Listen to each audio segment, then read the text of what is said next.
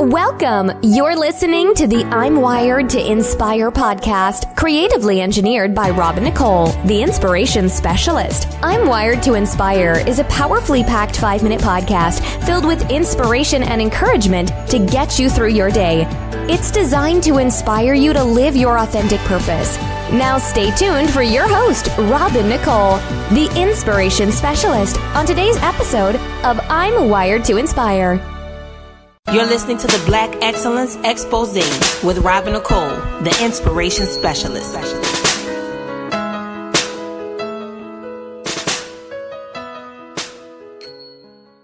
Hey guys, and thank you so much for joining me on another episode of the Black Excellence Expose, where I highlight dope human beings of color. And I just wanted to give a shout out to my beautiful little niece, Jordan. Her mom had purchased the box of Black History cards from urbanintellectuals.com. So she and I were talking and I said, Joe, why don't you send me some people that, you never heard of, and I can feature them because they come with all of the information, the photos. They're really, really beautiful and well put together. So she actually suggested the 3 people that I'm going to talk about today. And I really appreciate that, with her being a 13-year-old, and also with her and her sister, they listen to each of these. So this is something I love as well. So definitely, guys, if you have nieces, nephews, children, play this podcast for them on the way to school. These are only about 10 minutes long. So this will just definitely give them some Black history and some information that they can take with them. And I also do the questions with them because you guys know I do the 3 questions, a question after each person. And we talked about all of those things as well. So I definitely want you guys to use this as a tool, and hopefully it may help a youth, in your life. Because, I'm an adult and I appreciate learning the new information as well. So let's get right in, guys. So the first person we're going to talk about is Bell Hooks. Miss Bell Hooks was born September 25th, 1952. Now, she is a writer, an educator, social critic, and essayist. Her work and passion for solving the problem of racism in the U.S., it was influenced by her experience growing up in segregated schools. She began writing and reciting and publishing poetry early on under her real name, Gloria Jean Watkins.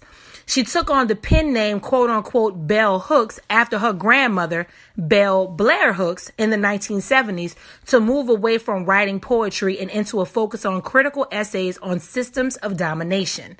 She published her first book, Ain't I a Woman, which was a feminist discussion of racism and sexism. She taught at Yale and several other colleges after earning a doctorate in English literature in the 1970s. She continues to be a voice for educational reform and the ability of students to engage in rigorous study and to think critically. Wow.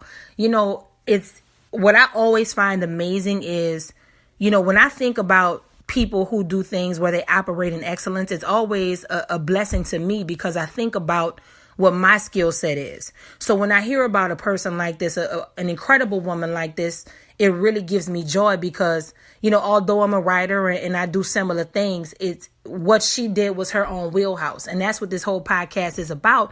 It's about inspiring you to live your authentic purpose, and that's something that she definitely did. So I want to just pose the first question, and it's, can you create a need or can you fulfill a need? Is there something that you can do where you see there is a need for some help? And that's what she did. She became an essayist and she was writing.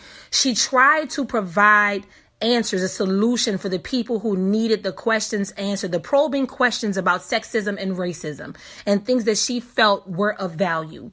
So, for me, I personally love that what she's doing is so unique. You're not going to have a lot of people doing what she did. It was very much authentically her, and by her taking on the pseudonym and changing things, that really also illuminated her versatility. So again, I really, really appreciated that story. I want you guys to make sure you look her up and find out more information on her as well. That's going to lead us to our second person. I am going to try to say her name properly, but y'all don't laugh at you, girl. I might not get this lady name right, but she's so dope. I got to talk about her. So I'm going to say her last name slowly, and then I'm just going to refer to her by her first name, okay? Because I really don't want to jack up her name, okay? Now, her name is Joan Higginbotham. or Botham. I don't know if it's Higginbotham or Higginbotham. And I'll spell it. It's Higginbotham.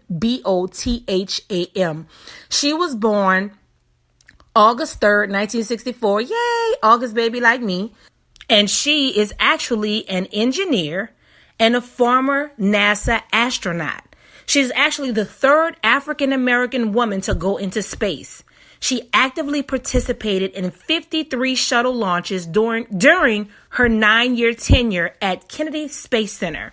She logged over 308 hours in space. Golly, man, that's a lot. Wow, 300 hours in space during her mission with the crew of STS-116. Her primary task was to manipulate the Space Station Remote Manipulator System. Y'all, try saying that 10 times fast. I had to really take my time saying that. In fact, I'm going to say it again. Her primary task was to operate the Space Station Remote Manipulator System. Mae Jemison was the first African-American female astronaut and the first into space in 1992 aboard the Endeavour. So what's also awesome about this, that was kind of a 2-for-1 because they ended up mentioning Mae Jemison at the end. But yes, Joan Higginbotham or Botham, again, I'm not sure. She's incredibly dope. Again, the third astronaut to go into space. And y'all, 308 hours in space. I mean, my God, I wonder what that was like. Like I would ponder something like that because, again, that's just so far out of my wheelhouse. That's what I absolutely love, y'all. I love to see people living authentically. I love to see people transcend color lines and just transcend the things that people say that they cannot do. Like, that just gives me so much joy. And I honestly hope it gives you joy too, because then it'll encourage you to do that for yourself as well and to encourage others to do it for themselves, right? So this also brings me to my second question, and is, what have you learned in your life that you can teach someone else? You know, what I find about a lot of the famed Black Americans that I'm talking about, and some are not American, some are just, men and women of color. But for the most part, they find a way to teach or educate once they've achieved this great feat. So even if you're a teenager or a young person listening to me, I just want you to know nothing that you do is wasted. And for the adults who may feel like you don't have any direction, or maybe you feel like you want to do more, you have the opportunity to do that as well. So whatever it is that you've learned, ask God to reveal it to you. The Lord is so good, y'all.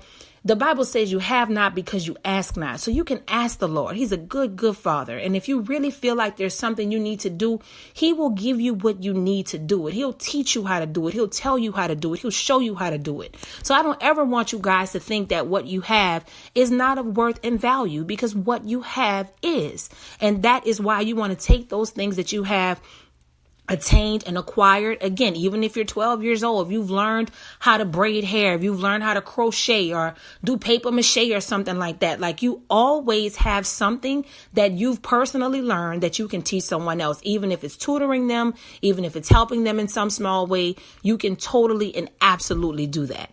Okay, so this brings us to our third and final person for today. Her name is Claudette Colvin, and she was born September 5th, 1939.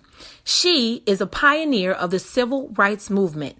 9 months before Rosa Parks, on March 2nd, 1955, at only 15 years old, she refused to move from her seat on a Montgomery-bound segregated bus. So peep game, she was before Rosa Parks. Rosa Parks was the one who got, recognized for it. But Claudette was actually the game changer. She was the one who actually had the boldness initially to do it, and Rosa just followed behind her. So I think that is very notable because, a lot of times, guys, we get overlooked. And I think that this can be a teachable moment for us as well. You ever see somebody, guys, where you tell them about something and they don't listen to you, and then all of a sudden someone else comes and tells them, and then it's like, boom, it's like the best thing since sliced bread. And you over there like stewing about it, like, man, look, like, I told you that first. This is the thing I want you to remember and understand. It doesn't matter when they get it, as long as they get it.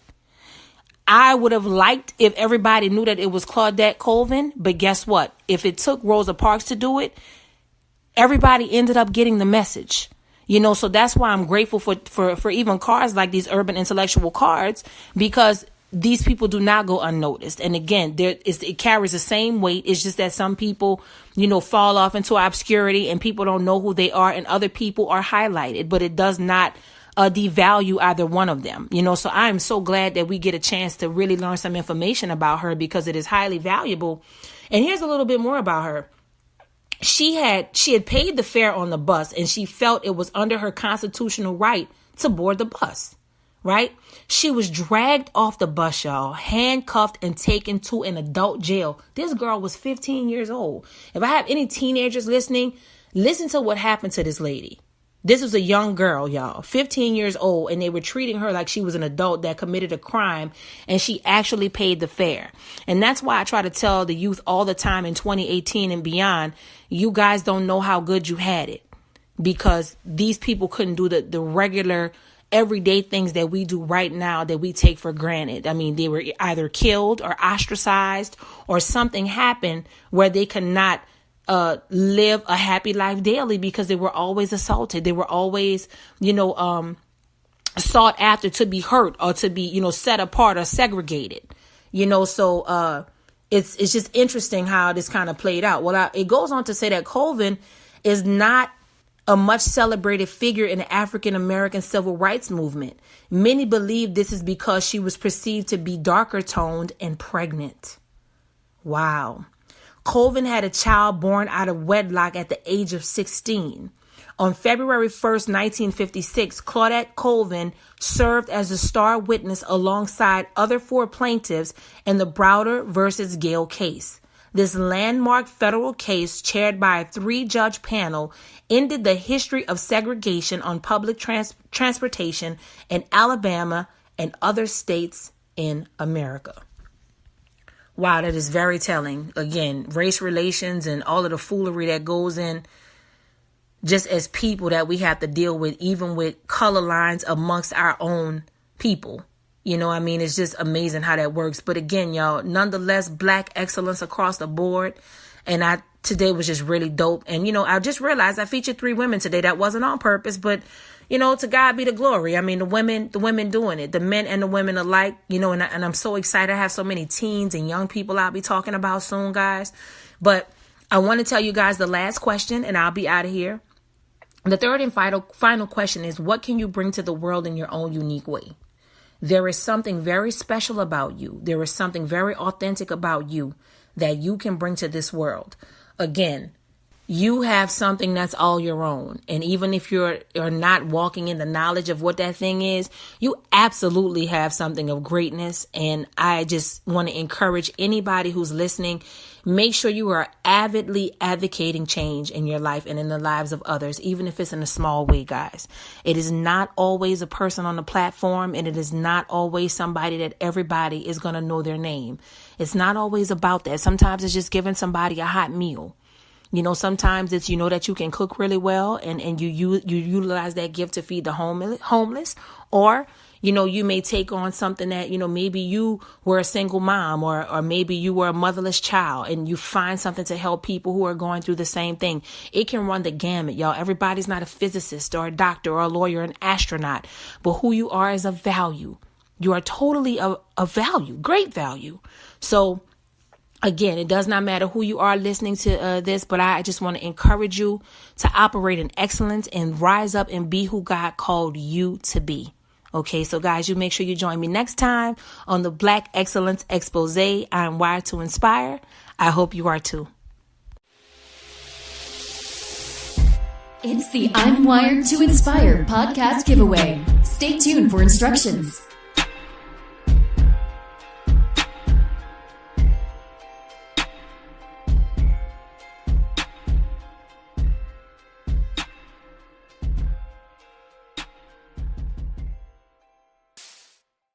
Hey everybody, thank you for joining me for the February contest instructions for the I'm Wired to Inspire contest giveaway.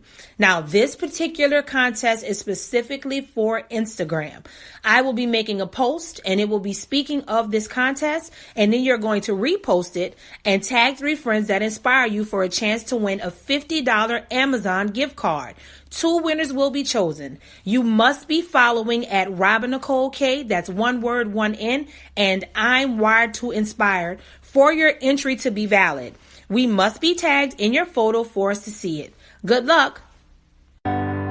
Thanks for listening to I'm Wired to Inspire podcast at I'mWiredToInspire.com. If you enjoyed the show, spread the word and be sure to hit the 5-star rating on iTunes. For more information on this podcast and inspirational products and services, log on to the inspirationspecialist.life or I'mWiredToInspire.com. And remember to live your authentic purpose. Thanks again, and see you next time.